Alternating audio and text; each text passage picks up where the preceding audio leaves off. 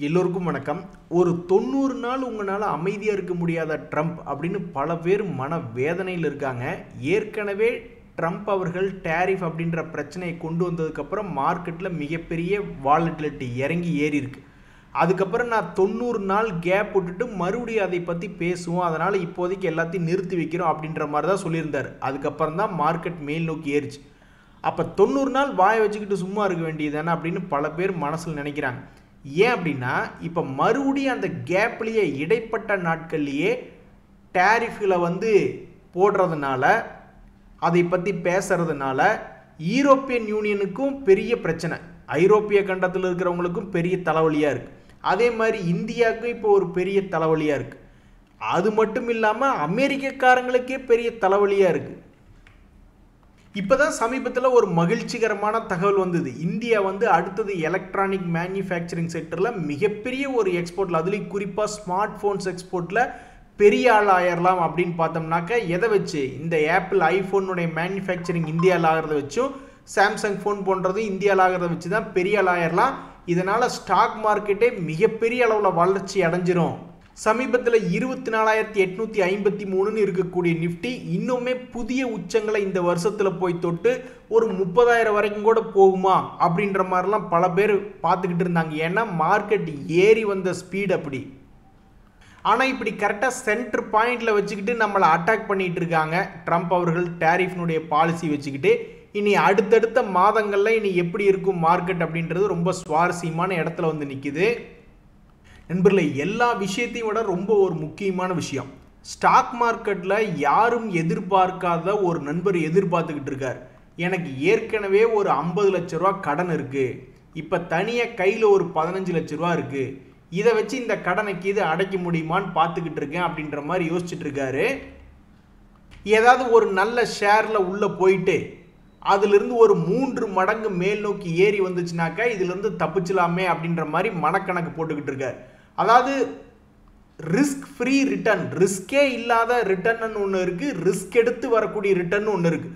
அப்போ ரிஸ்க் எடுத்து வரக்கூடிய ரிட்டர்னில் தான் இந்த ஸ்டாக் மார்க்கெட் என்பது இருக்குது. ரிஸ்கே இல்லாமல் போட்ட பணமும் அப்படியே இருக்கணும், அதுக்கு மேலே வட்டியும் வந்துக்கிட்டு இருக்கணும், அப்புறம் ஒரு குறிப்பிட்ட வருஷம் கழித்து பணத்தை வெளியே எடுத்துடணும்னு வச்சுக்கோங்களேன். எப்படி இப்போதைக்கு இருக்குது அப்படின்னு பார்த்தீங்கன்னா, இந்த போஸ்ட் ஆஃபீஸ் ஸ்கீம் எல்லாம் இருக்குது கவர்மெண்ட்டினுடையது. இதுவே பேங்க்ல என்னக்கா 5 லட்ச ரூபாய்க்கு தான் இன்சூரன்ஸ் அப்படின்றது இருக்குது. பட் போஸ்ட் ஆஃபீஸ் நேரடியாக கவர்மெண்ட்டில் வர்றதுனால அதில் எத்தனை லட்சம் போட்டாலும் அதுக்குண்டான இன்சூரன்ஸ் அப்படின்றது இருக்குது. அதுலேயே ஒரு சீனியர் சிட்டிசன் சேவிங் ஸ்கீம் அப்படின்ற கவர்மெண்ட் ஸ்கீமில் ஆல்மோஸ்ட் 8.2% ஒரு வருஷத்துக்கு தான் இருக்கிறதுலே ஹையஸ்ட்டாக இருக்குது. அப்போ மாதம் 20,500 ரூபா கிட்டத்தட்ட ஒரு பென்ஷன் மாதிரி வரணும்னு வச்சுக்கிங்களேன். அப்போ உள்ளே போடக்கூடிய முதலீடு என்பது 30 லட்ச ரூபா. 5 வருஷத்துக்கு இன்வெஸ்ட்மெண்ட் பண்ணும்பொழுது மாதமான 20,500 ரூபா அப்படின்றது 30 லட்சத்தை வச்சு கொடுத்துக்கிட்டு இருக்கான். ஸோ இந்த 30 லட்சம் என்பது 5 வருஷம் கழித்து எவ்வளவு மொத்தமாக சம்பாரித்து கொடுக்குது அப்படின்னாவே மொத்தமே 12 தான். ஸோ ஏற்கனவே கடன் இருக்குது, மறுபடியும் அந்த கடனை குறைக்கிறதுக்காக 15 லட்ச ரூபா அப்படின்றத மறுபடியும் ரிஸ்க் எடுக்கிறது, ஸ்டாக் மார்க்கெட்டில் ரிஸ்க் எடுக்கிறது அப்படின்றது யாருக்குமே ஒத்துக்க மாட்டாங்க. நீங்கள் இருக்கிறதுலே பெஸ்ட் என்னென்னா ஒரு செபி ரெஜிஸ்டர்டு இன்வெஸ்ட்மெண்ட் அட்வைசரை பார்த்து உங்களுடைய ஃபினான்ஷியல் பொசிஷனை எக்ஸ்பிளைன் பண்ணி அவர் என்ன சொல்கிறாரு அப்படின்னு கேட்குறது தான் இருக்கிறதுலே ஒரு பெஸ்ட் அப்ரோச். நண்பர்களே, சமீபத்தில் ஸ்டாக் மார்க்கெட்லேயே ரொம்ப பாவமான ஒரு தகவல் அப்படின்றது நடந்திருக்கு. அதாவது பெட்டரான ரிசல்ட் தான் கொடுத்துருக்காங்க, ஆனால் பல பங்குகள் கீழ் நோக்கி இறங்கிட்டான். அப்படி ஒரு 2 உதாரணம் பார்க்கணும் அப்படின்னா, இந்த டோரண்ட் பவர் அப்படின்ற பங்கு அவனுடைய ரிசல்ட் என்பது பார்த்தீங்கன்னா தொடர்ந்து 500 கோடி 480 கோடின்னு கொடுத்துக்கிட்டு இருந்தவன் திடீர்னு 1077 கோடின்னு அவனுடைய லாபத்தை வளர்ச்சி விதமாக தான் காமிச்சிருக்கான். இருந்தாலும் இந்த பங்கு என்னாச்சு அப்படின்னு பார்த்தீங்கன்னா, டோரண்ட் பவர் சமீபத்தில் அந்த தகவலுக்காக பெருசாக எந்திரிச்சு வரல. இன்ஃபேக்ட் 1640 பாவம் 2 days மூவிங் ஆவரேஜ் கீழே பழைய சப்போர்ட் லெவலில் தான் நின்றுட்டுருக்கா. இனி இந்த முக்கியமான கட்டத்திலிருந்து என்ன பண்ண போகிறான் அப்படின்றது பொறுத்து இருந்தால் பார்க்கணும். கிட்டத்தட்ட ஒரு 2-3 மாதங்களாக எந்த ஒரு லோ லெவலை நிறுத்தி வச்சுட்டு இருந்தானோ அதே இடத்துல விழுந்திருக்கா. இனி என்ன பண்ணுவான் அப்படின்றது பொறுத்து இருந்தால் பார்க்கணும். அதே மாதிரி தான் இந்த டிக்சன் அப்படின்ற நிறுவனம், இவனுடைய ரிசல்ட்டுமே போன குவார்ட்டரை விட 465 கோடி, அதாவது 1 மடங்கு அதிகமான லாபம் என்பதை கொடுத்துருக்கான். அப்படி இருக்கக்கூடிய இந்த டிக்சனுமே ரிசல்ட் வந்ததுக்கு அப்புறம் ஒரு மாதத்துக்கு முன்னாடி என்ன லோ இருந்தானோ அந்த லோலயே போய் விழுந்திருக்கான். இனி இவன் ஏதாவது தப்பி பிழைப்பானா இல்லையா அப்படின்றது பொறுத்து இருந்தா பார்க்கணும். பொதுவாகவே இது ரொம்பவுமே வாலட்டிலான ஸ்டாக், ஒரு கட்டத்தில் நிற்க மாட்டான். இதுக்கு முன்னாடி 2024 கூட ரொம்பவுமே வாலட்டிலிட்டியாக கீழே கீது போவானோன்னு நினச்சிட்டு இருக்கீல மேலே போயிடுறான், மேலே கீது போவானோன்னு நினச்சிட்டு இருக்கீல கீழே வந்துடுறான்னு ரொம்பவுமே வாலட்டிலிட்டியாக இருக்கக்கூடிய பங்கு தற்சமயத்தில் சப்போர்ட் லெவலில் வந்து உளுந்ததுக்கப்புறம் அடுத்தடுத்த வாரங்களில் என்ன பண்ண போகிறான் அப்படின்றது பொறுத்து இருந்து தான் பார்க்கணும். நண்பர்களே, ஸ்டாக் மார்க்கெட்டை பொறுத்த வரைக்கும் திடீர்னு ஏதாவது ஒரு பெரிய வாலட்டிலிட்டி அப்படின்றது ஒரே நாளில் நடக்குன்னு வச்சிங்களேன், 5% 10% ஏறான் அல்லது 10% இறங்குறான்னு ஏதாவது ஒரு பெரிய விஷயம் ஏதாவது ஒரு நாளில் நடக்குதுன்னா அப்போ அவனை வந்து ஒன்றா அடித்து மேல் நோக்கி தூக்க போகிறாங்களா அல்லது அதிர்ஷ்ட கதவு மூடி வச்சுக்கிட்டு அவனை கீழே குப்புற தள்ள போகிறாங்களா அப்படின்றத மிகப்பெரிய அளவில் நிறைய பேர் பார்ப்பாங்க. ஏன்னா அவன் ரொம்ப நாளைக்கு அந்த கேண்டிலுக்குள்ளேயே சுற்றிக்கிட்டு இருக்க மாட்டான். அப்படி ஒரு 3 பங்குகளில் பஜாஜ் எலக்ட்ரிக்கல் அப்படின்ற ஒரு பங்கு, இந்த பங்கு சமீபத்தினுடைய குவார்ட்டர்லி ரிசல்ட்டில் அவன் இதுக்கு முன்னாடி கொடுத்த குவார்ட்டர்களை விட கொஞ்சம் லாபம் அதிகமாக 59 கோடி அப்படின்னு காமிச்சிருக்கான். இந்த சூழ்நிலையில் பெரிய ஆளுகை FISDAs எல்லாம் பெருசாக மாற்றம் பண்ணவே இல்லை. கடந்த 3 மாதங்களாக விலை வீழ்ச்சி அடைஞ்சிட்டதுனால அதில் பெருசாக இப்போ வரைக்கும் எந்த விதமான ஹோல்டிங் பொசிஷன் என்பது மாற்றம் இல்லை. இப்படி இருக்கக்கூடிய இந்த நேரத்தில் இந்த பஜாஜ் எலக்ட்ரிக்கல் அப்படின்ற ஷேர் பிரைஸில் ஒரு மிகப்பெரிய ஒரு கேண்டில் என்பது சமீபத்தில் உளுந்திருக்கு. இப்படி உளுந்துட்டதுனால என்ன எதிர்பார்த்துக்கிட்டு இருக்காங்கன்னா மக்கள், இதில் ஏதாவது ஒரு பெரிய அளவில் அடித்து தூக்க போகிறானா அல்லது பெரிய அளவில் அதிர்ஷ்ட கதவெல்லாம் மூடி வச்சு கீழே எட்டி உதச்சி விட்டுட்டு மறுபடி கீழே இது வரப்போகிறானா அப்படின்னு பார்த்துக்கிட்டு இருக்காங்க. ஆக மொத்தம் ஒரு மிகப்பெரிய ஒரு வாலட்டிலிட்டியான ஒரு பாயிண்டில் இருக்கான். அடுத்த 2-3 மாதம் அப்படின்றத கழிச்சு எடுத்து பார்க்கும்பொழுது தான் இவன் என்ன ஆவான்னு தெரியும். அதே மாதிரி இன்னொரு நிறுவனம், நம்ம டாடா குரூப்பினுடைய ஒரு நிறுவனம் ரேலிஸ் இந்தியா அப்படின்ற பங்கு, அந்த பங்குலையுமே சமீபத்தில் ஒரு மிகப்பெரிய ஒரு வாலட்டிலிட்டி அப்படின்றது வந்திருக்கு. பொதுவாக டாடா குரூப் பங்குகள் ஒரு குறிப்பிட்ட லெவலுக்குள்ளேயே ஆடிக்கிட்டே இருப்பான். அப்புறம் ஏதாவது ஒரு நேரத்தில் நல்லபடிக்கோ அல்லது கெட்டபடிக்கோ மிகப்பெரிய ஒரு மூவ்மெண்ட் வரும். அப்படித்தான் இந்த ரேலிஸ் இந்தியா ஒரு கட்டத்தில் 2 days மூவிங் ஆவரேஜ் கீழே 300 ரூபாய்க்கு கீழே போனவன் வெறும் 200 ரூபா போயிட்டான். அப்புறம் மறுபடியும் 200 ரூபாயிலிருந்து இப்போ 300 ரூபா அப்படின்ற மாதிரி வந்திருக்கான். ஸோ இறங்குனது 30%, ஆனால் ஏறினது 50% அப்படின்ற ஒரு மிக முக்கியமான வேலை பண்ணியிருக்கான். அப்படி இருக்கக்கூடிய இந்த ரேலிஸ் இந்தியா இதெல்லாம் வந்து கொஞ்சம் ஸ்லோ மூவிங் ஸ்டாக் அப்படின்றதுனால அடுத்த 6 மாதம் கழித்து பார்க்கும்பொழுது இவன்லாம் எந்த லெவலில் இருப்பான் அப்படின்னு தெரிஞ்சுக்கிறதுக்கு ட்ரேடர்கள்லாம் ரொம்ப ஆர்வமாக இருக்காங்க. இன்னொரு கடைசி கம்பெனி பாராஸ் டிஃபென்ஸ் அப்படின்ற பங்கு, இது சமீபத்தில் வார் நடந்ததுனால மிகவும் ஃபோக்கஸில் இருந்த பங்கு. சமீபத்தினுடைய குவார்ட்டர்லி ரிசல்ட்டில் அவனும் லாபம் என்பது கொஞ்சம் அதிகமாக தான் கொடுத்துருக்கான். இவனுடைய பெரிய பெரிய முதலீட்டாளர்களை பொறுத்த வரைக்கும் பெருசாக நெகட்டிவாக மாற்றம் பண்ணல, பாசிட்டிவாக தான் மாற்றம் என்பது பண்ணி வச்சுருக்காங்க. இந்த பங்கு இப்போ சமீபத்தில் என்ன பண்ணான்னா ஒரே நாளில் 15% வாலட்டிலிட்டி அப்படின்றது பண்ணி வச்சுருக்கான். அப்போ 15% வாலட்டிலிட்டி பண்ணிட்டான்னாவே அப்போ அடுத்தடுத்து வரக்கூடிய நாட்களில் மறுபடி தன்னுடைய பழைய ஹையை வந்து தொட்டாலும் சரி அல்லது பழைய ஹையை தாண்டி மேலே போனாலும் சரி அல்லது இங்கிருந்து மறுபடியும் ஒரு 50 days மூவிங் ஆவரேஜோ 2 days மூவிங் ஆவரேஜோ வந்து தொட்டாலும் சரி ஒரு மிகப்பெரிய ஒரு வாலட்டிலிட்டியை உருவாக்குறதுக்காக காத்துக்கிட்டு இருக்கான். அது எந்த பக்கம் போய் தொடும் அப்படின்ற இந்த உதாரணம் எந்த இடத்துல போய் தொடும் அப்படின்றது இப்போதைக்கு தெரியாமல் இருக்கு. இந்த நிலைமையில இந்த பாராஸ் டிஃபென்ஸ் பங்கும் ஒரு பங்காக மிகப்பெரிய நண்பர்களே ரொம்பவுமே பிரபலம் அடைந்த பங்குகள் கரெக்டாக சென்டர் பாயிண்ட்ல வந்துட்டு பல ட்ரேடர்களை கண்கலங்க வச்சுக்கிட்டு இருக்கான். இங்கிருந்து பெருசாக ஒரு 20-30% ஏறுவானா அல்லது 20-30% இறங்குவானா அப்படின்னு ஒன்றும் புரியாமல் இருக்கு.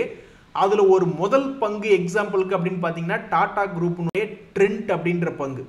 இவன் சமீபத்தில் என்ன பண்ணான்னு பார்த்தீங்கன்னா தொடர்ந்து டாடா குரூப்பில் பல பங்குகள் வீழ்ச்சி அடைந்த நிலையிலேயே இருக்கு.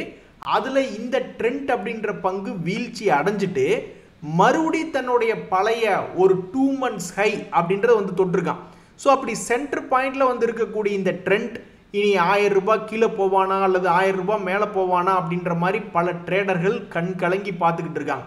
இவன் மட்டும் இல்லை, இன்னுமே ஒரு முன்னணி பங்கு ABB இந்தியா அப்படின்ற ஒரு பங்கு, அவனுமே வந்து மிகப்பெரிய ஆள் தான். ஆனால் அவனும் சமீபத்தினுடைய வீழ்ச்சியில் இதுக்கு முன்னாடி டபுள் டாப் அப்படின்னு போட்டு தப்பிக்கிறவங்களாம் தப்பிச்சு ஓடுங்கன்னு அந்த காலத்தில் சொல்லியிருப்பான் போல. அதுதான் நம்மளுக்கு தான் மேபி புரியாமல் இருந்திருக்கலாம் போல.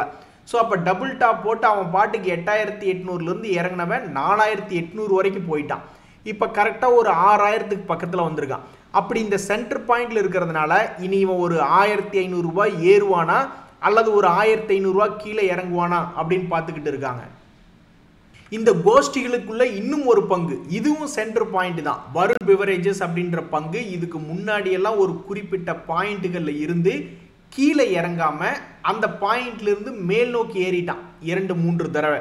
அப்படி இனி 4வது தடவை என்ன பண்ண போறான், இந்த சென்டர் பாயிண்ட்ல இருந்து மேல் நோக்கி ஏற போறானா அல்லது கீழே இறங்க போறானா அப்படின்றது இந்த பங்கையுமே பல ட்ரேடர்கள் ரொம்ப உன்னிப்பா பார்த்துக்கிட்டு இருக்காங்க. ஸோ இந்த 3 எக்ஸாம்பிளுமே முன்னணி கம்பெனிகள் தான், வாலட்டிலான பங்குகள் தான். ஆனால் சென்டர் பாயிண்ட்ல வந்து உட்காந்துருக்கான். 2-3 மாசம் கழிச்சு பார்த்தாவே இவனுக்கு என்ன பண்ண போறானுங்க அப்படின்றது தெரிஞ்சிடும். நண்பர்களே, இப்போதான் நம்ம ரொம்ப முக்கியமான விஷயம் பேச போறோம். இந்த வருஷத்தினுடைய ஆரம்பத்தில் அல்லது போன வருஷத்தில் அதுக்கு முந்தின வருஷமெல்லாம் மார்க்கெட் நல்லா இருந்தப்ப growth கம்பெனிஸ்ன்னு சொல்லுவாங்க. குவார்டர் ஆன் குவார்டர் நல்ல ப்ராஃபிட்டு அல்லது இயர் ஆன் இயர் நல்ல ப்ராஃபிட்டு அப்படின்ற growth கம்பெனிஸ் எல்லாம் வந்து ஒரு சின்ன ரீட்ரேஸ்மெண்ட் ஒரு 20% விழுந்தா கூட போதும், மறுபடியும் அங்கிருந்து மேல் நோக்கி ஏறின பேக் டெஸ்டிங் ரிசல்ட் எல்லாம் இருக்கு. அதே மாதிரி ஒரு சின்னதாக ஒரு 40% இறங்குறதே பெரிய விஷயம்.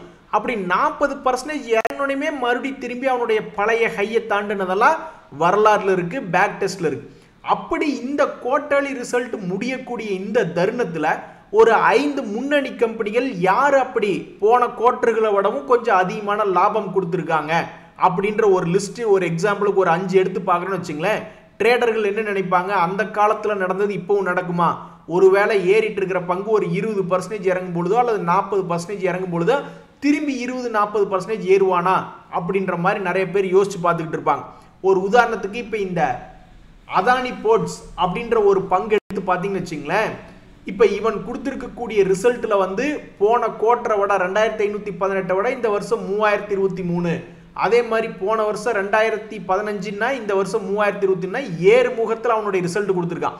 அப்போ இந்த பங்கு எப்பாவது கீழே 20%, 40% இறங்கும் பொழுது மறுபடியும் ஏதாவது ரீட்ரேஸ்மெண்ட் ஆவானா அப்படின்ற மாதிரிலாம் நிறைய பேர் பார்த்துக்கிட்டு இருப்பாங்க.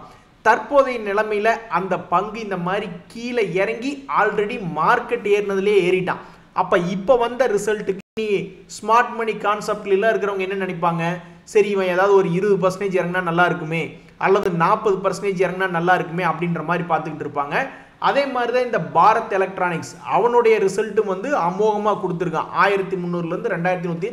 ஆனால் இவனுக்கிட்ட எல்லாம் வாய்ப்பே இல்லை, இவனுங்கெல்லாம் ஆல்ரெடி மேல் நோக்கி ஏறி வந்துட்டானுங்க அப்படின்ற மாதிரி இருக்கு, துரத்தி பிடிக்கணும் அப்படின்ற மாதிரி தான் இருக்கு.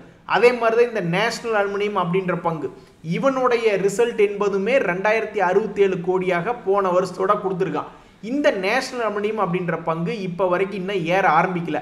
இனி இவன் எதிர்காலத்தில் என்ன பண்ண போறான்னு தெரியல. இப்போதைக்கு ஜாதகமெல்லாம் நல்லா போட்டு கொடுத்துட்டோம், மாதம் 1 லட்ச ரூபா சம்பளம் போட்டு கொடுத்துட்டோம். பையனுடைய போட்டோவை ஒரு மாதிரி கிராஃபிக்ஸ் பண்ணி கருப்பாக இருந்த பையனை வெள்ளையாக்கி ஓட்டி வச்சுட்டோம். மீசையெல்லாம் இல்லாமல் இருந்தது, மீசையும் ஒரு கம்பளி பூச்சி மாதிரி ஒன்று வச்சு எல்லாம் கொடுத்தாச்சு. இனி எல்லாம் இந்த பொண்ணு கையில் தான் இருக்குது அப்படின்ற மாதிரி இந்த நேஷனல் அலுமினியம் அவன் பண்ண வேண்டிய வேலையெல்லாம் பண்ணிட்டான். இனி இந்த பங்கினுடைய விலை என்ன பண்ணும், மார்க்கெட் என்ன பண்ணும் அப்படின்றது ஒன்று பார்க்க வேண்டியதாக இருக்குது.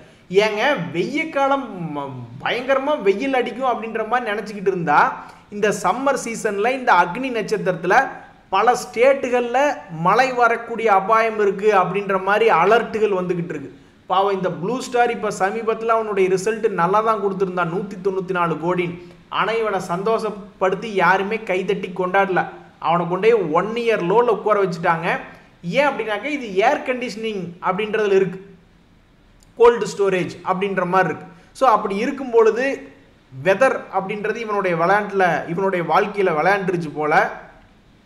எது எப்படியோ அதிகமாக growth ஆங்கிளில் ரிசல்ட் கொடுத்த பங்குகளுக்கு ஒரு எக்ஸாம்பிளாக இந்த ப்ளூ ஸ்டார் அப்படின்ற பங்கு இருக்கு. கடைசியாக பார்க்கக்கூடியது டிவிஎஸ் மோட்டார், நம்ம தமிழ்நாட்டுக்கே ஒரு பெருமை. அந்த பங்கு இப்போ கூட உச்சத்தில் தான் இருக்கான். ஸோ இந்த பங்கெல்லாம் எப்போ 20% இறங்கும் 40% இறங்கும் அப்படின்ற மாதிரி பார்த்துக்கிட்டு இருப்பாங்க. ஏன் அப்படின்னாக்கா அதனுடைய குவார்டர்லி ரிசல்ட் என்பது போன குவார்டரை விடவும் போன வருஷத்தினுடைய குவார்டரை விடவும் நல்லபடியாக growth கான்செப்டில் கொடுத்துருக்கான். இந்த 5 தாங்க ஒரு எக்ஸாம்பிள். நல்ல growth காமிச்சிருக்கக்கூடிய இந்த குவார்டர்லி ரிசல்ட்டில் நல்ல growth காமிச்சிருக்கக்கூடிய பங்குகளினுடைய முக்கியமான தகவல். இந்த சமயத்தில் தான் ஷேர் மார்க்கெட் என்பது ரொம்ப ஆச்சரியகரமானது. நல்ல ரிசல்ட் கொடுக்குறவன் தான் ஏறானா அப்படின்ற மாதிரி இல்லை. இந்த கழுது தேஞ்சு கட்டெரும்பான மாதிரி இந்த ஏஞ்சல் ஒன் சமீபத்தில் அவங்களுடைய குவார்ட்டர்லி ரிசல்ட்டை வெளியிட்டாங்க. அப்படியே இறங்கிட்டே வருதுங்க. பாருங்க, 423 கோடி, 281 கோடி, கடைசியில் இந்த குவார்ட்டரில் பார்த்தா 175 கோடி.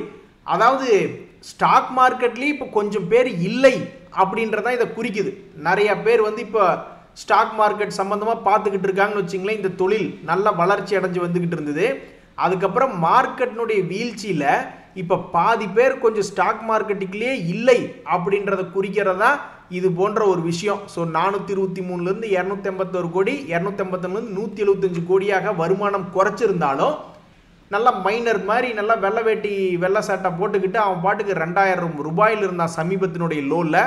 மார்க்கெட் மேலே வந்தப்போ இவனும் மேலே வந்துட்டு கடைசியில் ரிசல்ட்டுகளையும் வச்சுக்கிட்டு அவன் பாட்டுக்கு இப்போ 3000 வரைக்கும் வந்துட்டான். ரொம்ப சந்தோஷம்ப்பா சாமி அப்படின்ற மாதிரி இந்த ஏஞ்சல் ஒன் ஷேர் வச்சுருக்கிறவங்களாம் யோசிச்சுட்டு இருப்பாங்க.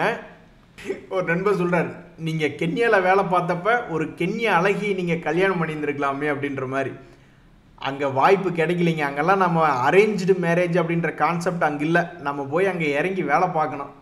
பல வேலைகள் பண்ணோம்னாத்தாக்க ஏதாவது ஒன்று அப்படி இப்படின்னு ரெடி பண்ண அந்த திறமை நம்மளுக்கு இல்லை. இன்றைய தகவல் அனைத்து உங்களுக்கு உதவியாக இருந்தால் எனக்கும் மகிழ்ச்சி தான். ரொம்ப நன்றி, வணக்கம்.